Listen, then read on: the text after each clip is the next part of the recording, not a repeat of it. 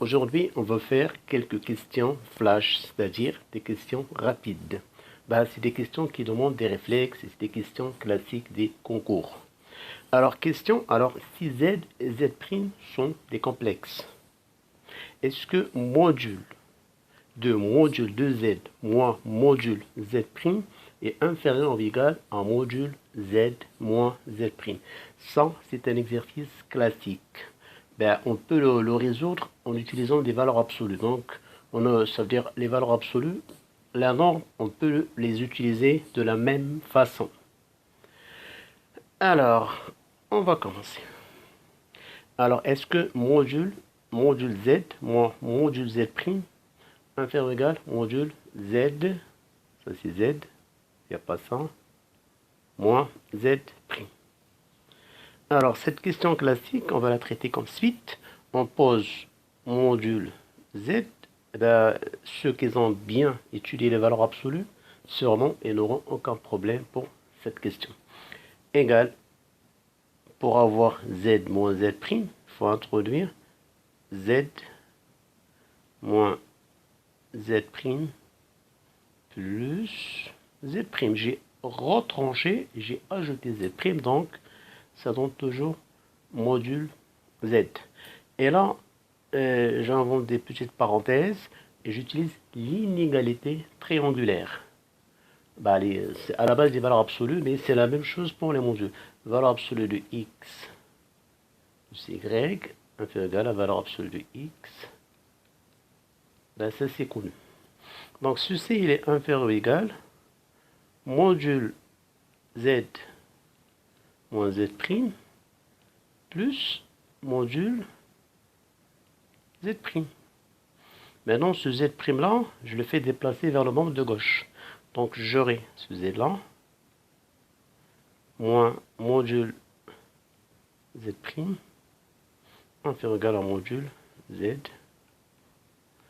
Par symétrie, je ferai la même chose comme ce que j'ai de faire pour Z, mais je le ferai en utilisant Z', module Z', module Z' moins Z, plutôt moins Z,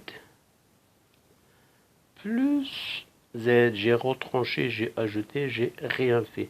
Et là, des petites parenthèses, et d'après l'inégalité triangulaire, ceci, ça va donner module Z' moins Z plus module Z. Et comme ce que j'ai fait tout à l'heure, ce module Z, je le mets à gauche. Module Z' moins module Z inférieur égal module Z plutôt, là c'est Z moins, oui c'est Z' là, Z' moins Z, et module Z' moins Z, c'est la même chose que module Z moins Z'. Donc, cette inégalité là, c'est ce qu'on va garder. Donc, module Z moins module Z' inférieur ou égal module Z moins Z'. Module Z', cette fois-ci, moins module Z inférieur ou égal module Z. Donc là, on a la même chose. Et là, c'est opposé.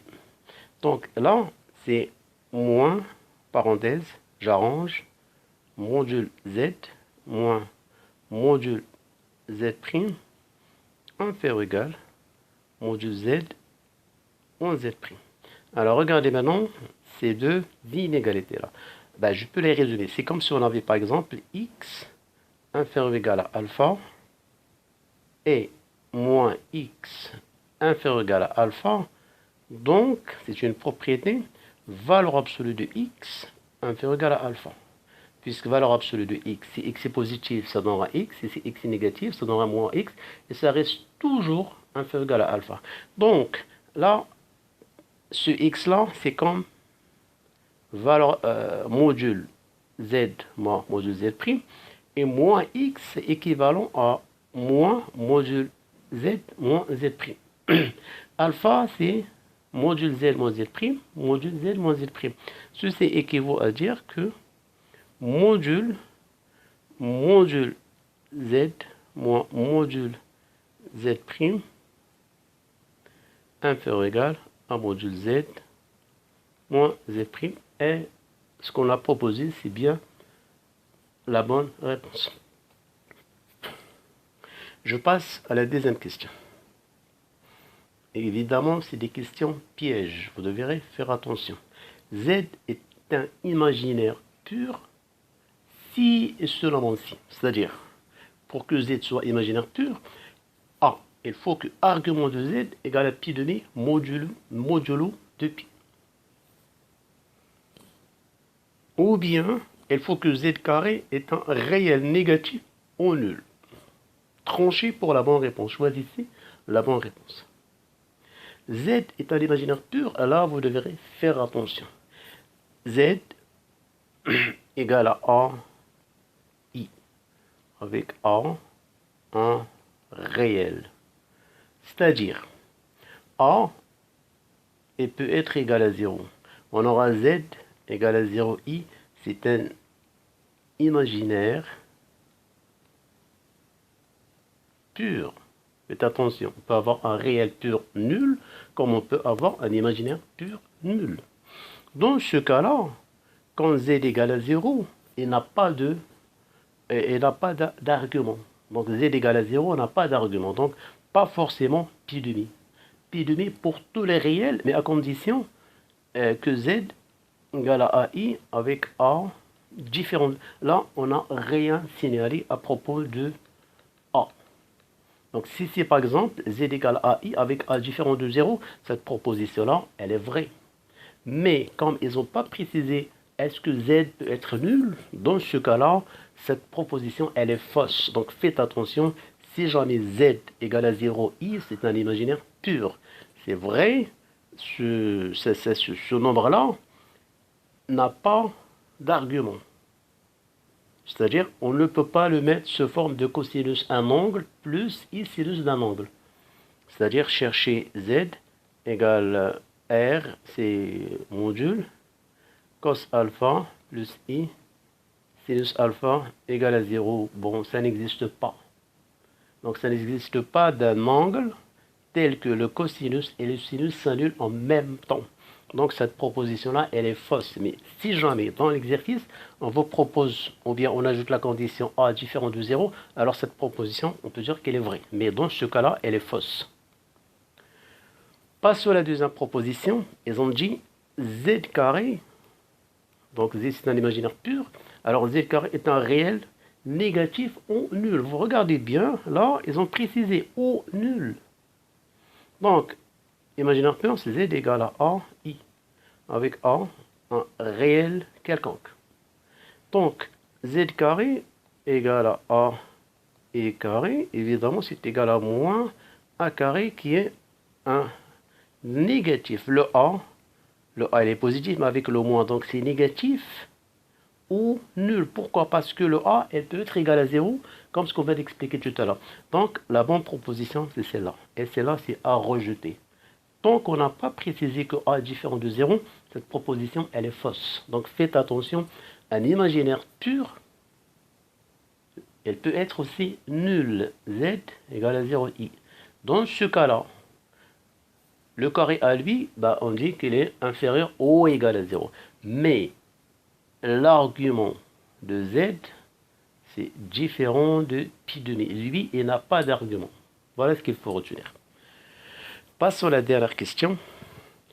Le complexe non nul, donc les pas nuls, A, facteur de cos B plus I sin B, a pour argument B.